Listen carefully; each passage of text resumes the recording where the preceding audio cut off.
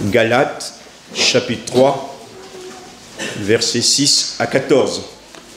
Le titre du message ce matin, c'est « Justifié par la foi ».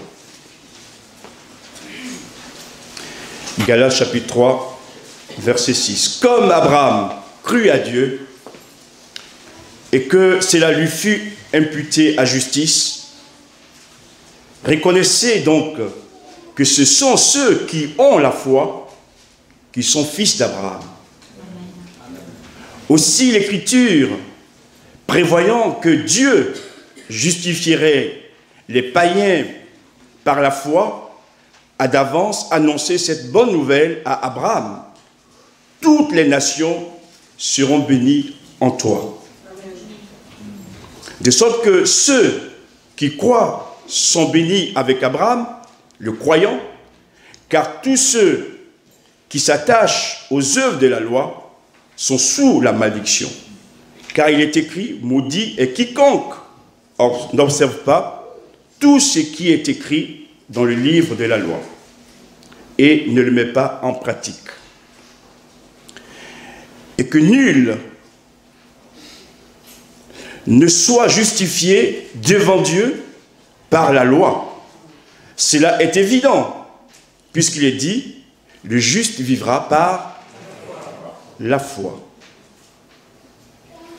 Or, la loi ne procède pas de la foi, mais elle dit, celui qui mettra ces choses en pratique vivra par elle.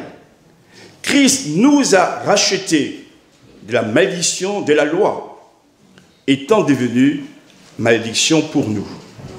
Car il est écrit, maudit est quiconque est pendu au bois, afin que la bénédiction d'Abraham eût pour les païens son accomplissement en Jésus-Christ et que nous recevions par la foi l'Esprit qui avait été promis. Amen. Ce matin, dans cette salle, il y a des croyants. Il y a ceux aussi qui sont dans un parcours de conversion et qui souhaitent comprendre le salut, en quoi il consiste. Et c'est la raison pour laquelle ce matin, l'Esprit m'a mis à cœur de vous parler de ces choses. Des fois, on a comme l'impression que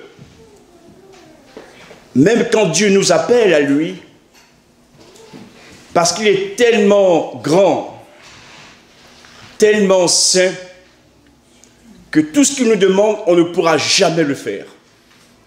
Et alors, certaines personnes restent donc enfermées au niveau de leur faiblesse, et au lieu d'écouter la parole de Dieu ou l'appel de Dieu, elles restent bloquées en elles-mêmes. Je voudrais ce matin, par ce message, vous dire que Jésus n'est pas venu appeler des justes, mais des pécheurs. Amen. Alléluia. Et oui, Jésus est venu appeler des pécheurs. Et après, il nous transforme. Il nous aide à grandir. Si vous attendez d'être parfait avant d'entrer dans le salut, vous n'y entrerez jamais. Et c'est pourquoi je dis ces choses ce matin pour certaines personnes dans l'église. Ce que Dieu nous demande, simplement, c'est de pouvoir obéir à sa voix, à son amour qui nous appelle. Et lorsque nous faisons cela, l'Esprit de Dieu va nous donner la force de pouvoir nous transformer. Amen. Ici, il prend l'exemple d'un homme, Abraham. Abraham, au départ, croyait en plusieurs dieux. Abraham, au départ, adorait la lune et les étoiles par son éducation, puisqu'il est né dans une famille qu'on va appeler païenne. Et Dieu va le sortir de cette famille. Dieu va l'appeler pour qu'il vienne à la connaissance du véritable Dieu. Et Abraham accepte de partir et d'écouter la voix de Dieu. Et là, Dieu se prend à lui comme étant le vrai Dieu. Abraham, qui avait au départ plusieurs dieux, va rencontrer le Dieu unique, le seul vrai Dieu. De polythéiste qu'il était, il devient monothéiste. C'est ce que Dieu demande pour nous aussi ce matin, frères et sœurs. Que nous puissions comprendre que l'amour de Dieu pour l'humanité est tellement grand, tellement immense, qu'aujourd'hui encore, Jésus cherche des hommes et des femmes, des jeunes gens, des jeunes filles, pour les sauver. Et quand il vient à vous, il ne vient pas pour vous juger ni vous condamner, il vient d'abord vous révéler son amour. Si Dieu avait tenu compte de ce qu'était Abraham, jamais il l'aurait appelé. Mais Dieu savait que cet homme écouterait sa voix et que cet homme suivrait également tout ce qu'il va lui dire. Et Abraham est devenu un croyant. Le croyant par excellence. Abraham est devenu le père des croyants. C'est aussi pour t'encourager, mon frère et ma soeur, ou jeune ami qui est là ce matin. Le Seigneur, nous l'avons entendu dans plusieurs dons spirituels également, quel que soit ce que tu es aujourd'hui, ce que tu as été dans le passé, Dieu est capable de te transformer et de faire de toi son enfant. Alléluia. Et c'est l'un des plus grands cadeaux, ou sinon je dirais le plus grand cadeau que Dieu nous offre, de le connaître, de quitter la vie de la mort pour entrer dans la vie véritable avec lui.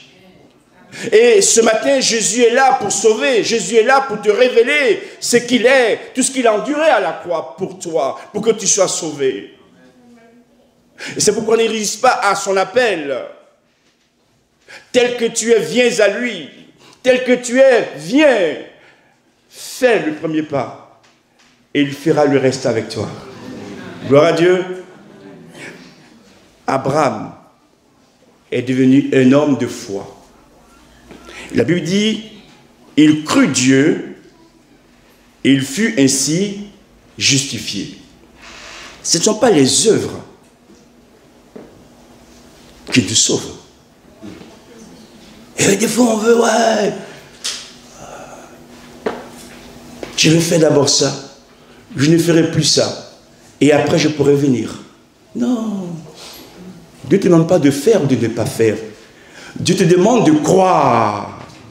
Alléluia. Et des fois, nous-mêmes les chrétiens aussi, on met des fardeaux sur les gens. Et on va leur dire, oui, mais d'abord, il va falloir que tu ne fasses plus ça, tu n'ailles plus là. C'est pas ton affaire. Ça, c'est l'affaire de Jésus. Ce que Dieu te demande, ce que Dieu me demande, c'est de lui parler de ce que Jésus a fait à la croix pour la personne. Et c'est l'Esprit Saint qui va convaincre. Ce n'est pas à nous de mettre les barrières. Et, il ne s'habille pas comme moi. Oh, qu'est-ce qu'il fait encore là? Non, ce n'est pas ton affaire. Ce que nous pouvons faire, nous autres croyants, pour ces personnes, c'est seulement de prier. Et de cesser de critiquer ou de médire. Mais de dire, Seigneur, j'étais comme ça moi aussi. Et des fois nous l'oublions. Certains croient même qu'ils sont nés chrétiens. On n'est pas chrétien, on devient chrétien. Et ce matin, je vais vous dire avec beaucoup de tact et d'amour, grâce soit rendue à Dieu.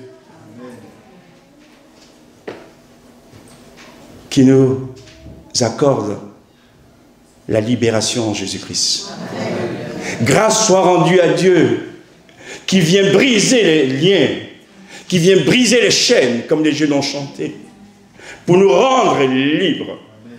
Si quelqu'un est en Christ, il est une nouvelle créature. Les choses anciennes sont passées. Voici, toutes choses sont devenues nouvelles. Et dans l'évangile de Jean, chapitre 8, verset 32, cette parole de Jésus, si le Fils vous affranchit, vous serez réellement libre. La liberté se trouve en Jésus. Et c'est lui seul qui nous libère et qui nous affranchit de l'esclavage. Abraham va être appelé donc le père des croyants parce qu'il crut Dieu et il fut justifié. Non par les œuvres, mais par la foi. Et Dieu déjà nous met sur la route. Il faut qu'on ressemble à Abraham. Cet homme qui était dans les ténèbres et que Dieu est venu éclairer pour le sortir de cette vie mauvaise afin de faire de lui un croyant selon sa parole. Et ce matin, c'est ce que Dieu veut faire aussi avec chacun d'entre nous. Depuis longtemps, Dieu avait prévu de sauver les païens par la foi. Amen. Et non par la loi. Je ne veux pas ainsi mépriser la loi. La loi a son importance. Mais la base du salut, c'est la foi en Jésus. Amen. Si vous mettez la loi avant, mais personne ne sera sauvé. On va le voir dans le cours de ce message. Et la Bible dit, c'est donc une bonne nouvelle. Une bonne nouvelle. Les hommes ont essayé d'aller à Dieu par leurs propres moyens, leurs œuvres, et ils n'y arrivent pas, en sacrifiant même des êtres, des animaux. Et Dieu dit non, c'est pas ce que je veux. Ce que je veux simplement, c'est que tu te reconnaisses pécheur devant moi, que tu confesses ton état et que tu crois en celui que j'ai envoyé, Jésus-Christ. Alléluia. L'œuvre de Dieu, c'est que vous croyez en celui qu'il a envoyé, Jésus-Christ. Amen. C'est Jésus qui est le centre de tout. Et si ce matin je suis là debout devant vous en prêchant, c'est parce qu'un jour, à l'âge de 17 ans, j'ai accepté Jésus comme mon sauveur personnel. Gloire à Dieu. Il est venu me transformer. Il m'a aidé. Et il me transforme encore. Et notre désir, vraiment, c'est que tous ceux, toutes celles qui sont ici ce matin, puissent accepter Jésus comme leur sauveur. Amen. Gloire à Dieu. Amen. Que Dieu vous bénisse. Oui, c'est une bonne nouvelle. Toutes les nations seront bénies en Abraham, comme étant le modèle, l'exemple que nous devons suivre. Ceux qui croient sont bénis avec Abraham. Et quand on voit la vie d'Abraham,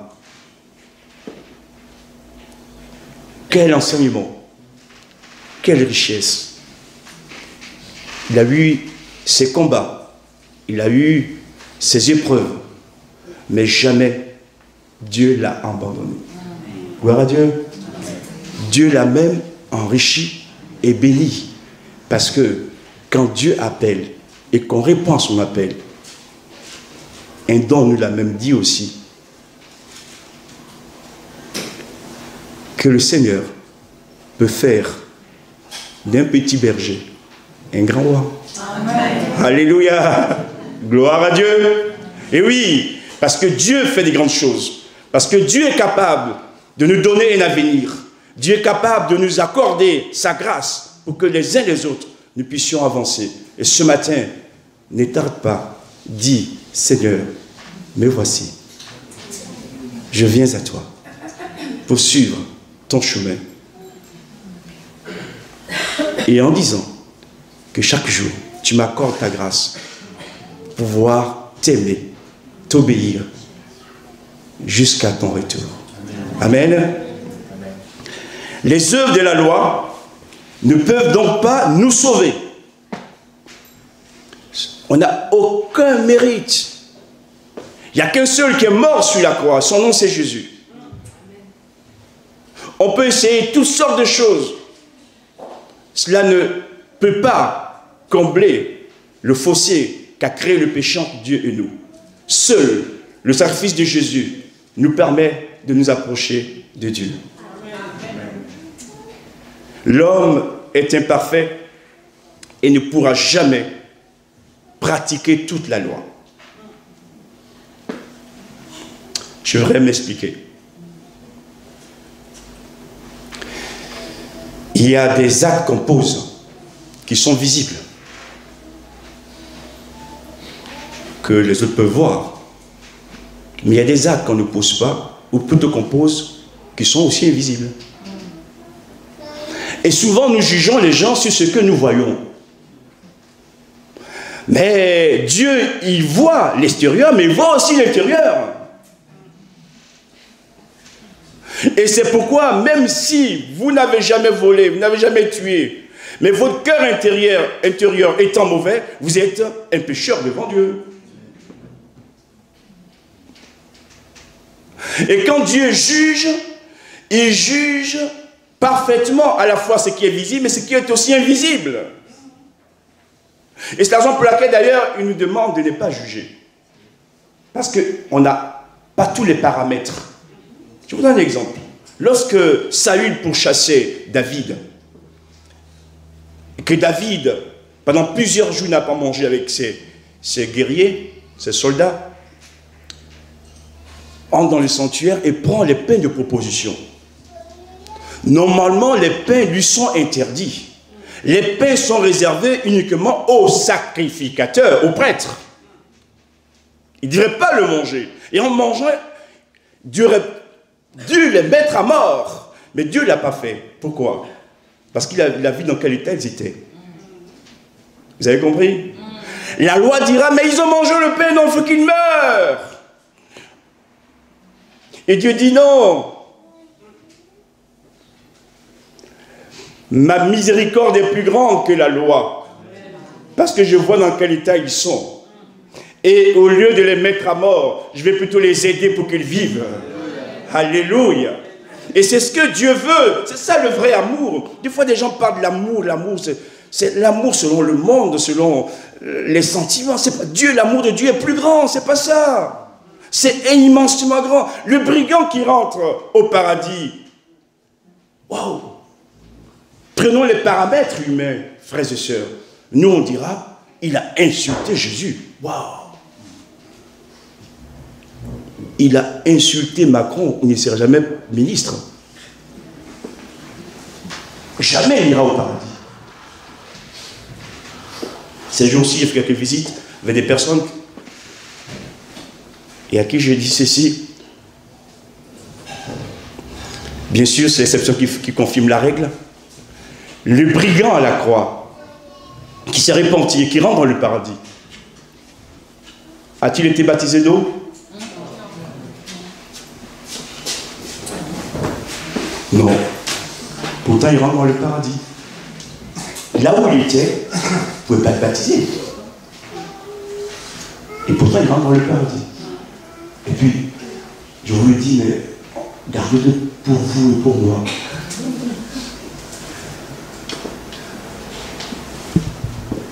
Si vous voulez que je reste encore toujours pasteur. A-t-il été baptisé du Saint-Esprit? Mes frères pentecôtistes, là. Aïe, aïe, aïe. Voilà, là encore, c'est l'œuvre de Dieu. Dans son cas, c'était comme ça. N'essayons pas de lui mettre des fardeaux. Et des fois, on met des fardeaux sur les gens. Non, Dieu fait les choses. Parce que Dieu est sage. Et que son nom soit béni. Bien sûr, vous avez compris, je suis un bon pentecôtiste. Mais ce n'est pas ça qui nous sauve. Hein? C'est Jésus qui nous sauve. À lui soit la gloire. Et que ces paroles de ce matin nous ouvrent l'esprit, frères et sœurs, afin de ne pas être limité dans nos pensées. Parce que le salut, on le voit comme ci, comme ça, quand ça se passe différemment. Non, Dieu n'est pas dedans. Non, tu ne sais rien, mon frère. Même un mourant sur son lit des dernières heures peut encore être sauvé. Quelqu'un qui est dans le coma, qui ne peut plus parler, Dieu peut lui parler. Amen. Que ce matin, Dieu nous ouvre l'horizon. Oui. L'homme qui veut obtenir le salut par la loi est sous la malédiction. Parce qu'on ne va jamais réussir. On verra toujours nos limites.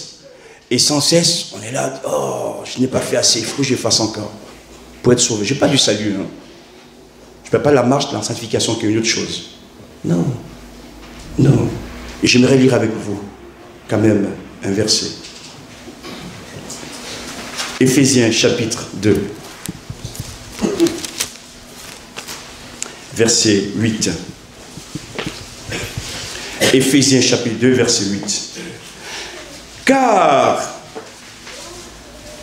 c'est par les œuvres que vous êtes sauvés. Ah non, d'accord. Car c'est par la grâce que vous êtes sauvés, par le moyen de la foi. Et cela ne vient pas de vous, c'est la grâce qui ne vient pas de vous. C'est le don de Dieu. Dieu fait grâce. Verset 9. Soulignez-le en rouge. Ce n'est point par les œuvres, afin que personne ne se... Oui.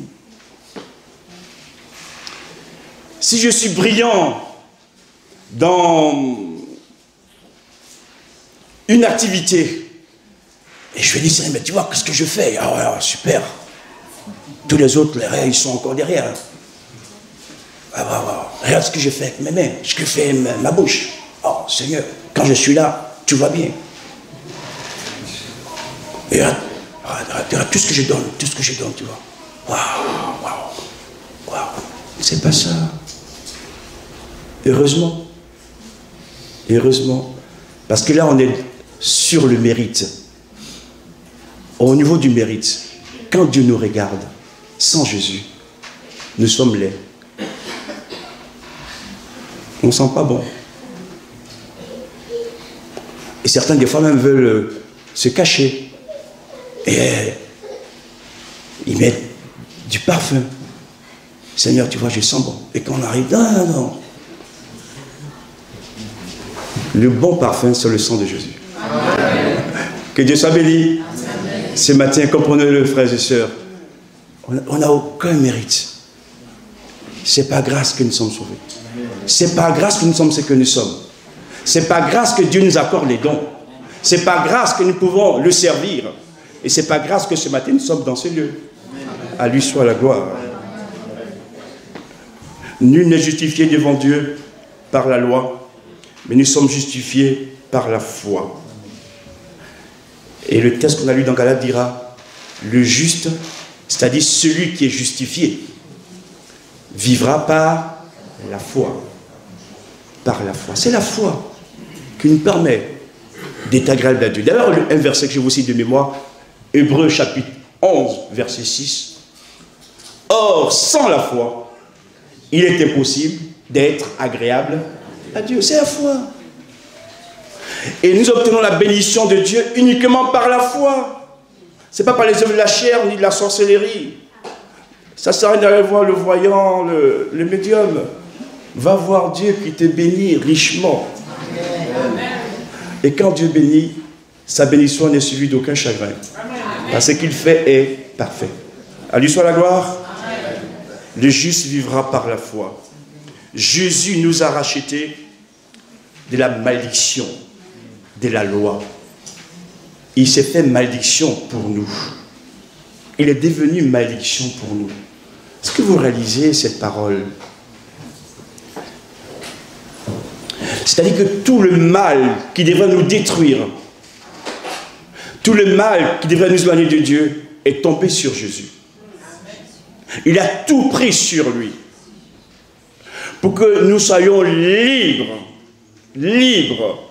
Et mon frère, ma soeur, je te répète que quand tu es en Jésus, tu vis sous la bénédiction de Dieu. Amen. Chers jeunes qui attendez encore de faire le pas, la vraie bénédiction, ce n'est pas le monde qui vous la donnera, c'est Jésus. Amen. Parce qu'il nous sauve, mais il nous prend aussi en charge jusqu'à la fin de nos vies.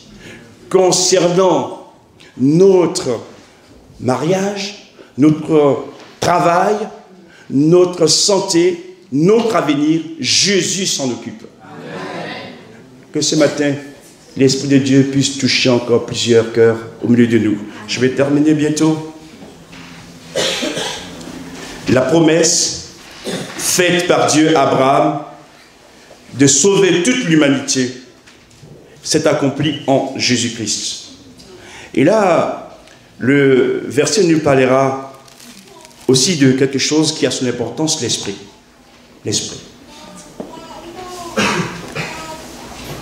Dieu a promis Jésus, Dieu a promis l'esprit.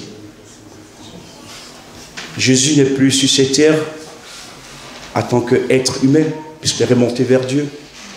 Mais il a donné aux croyants un don très important, l'Esprit. L'Esprit Saint.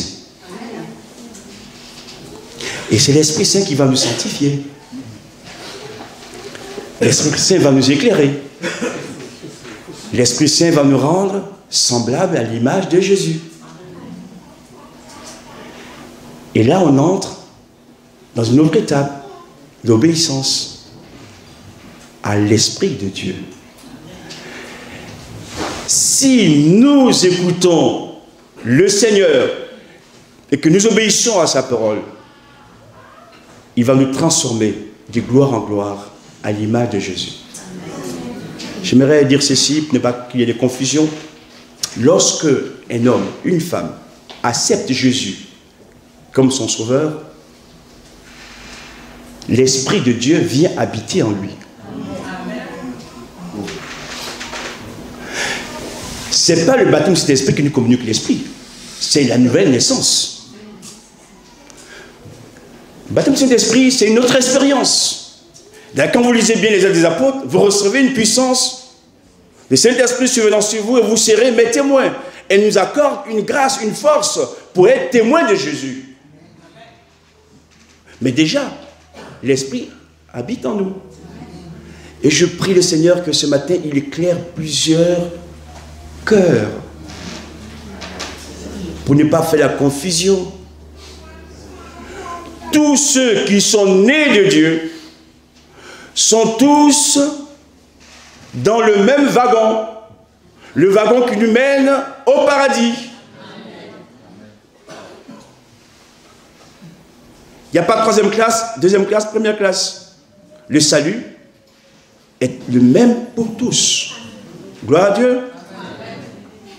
Et je termine ce message ce matin en disant merci à Jésus qui a accompli toutes ces choses. Par la foi, nous recevons l'Esprit aussi. Et je vous lis maintenant un dernier texte que nous pouvons trouver dans 1 Timothée, chapitre 2, verset 4. 1 Timothée, chapitre 2, verset 4.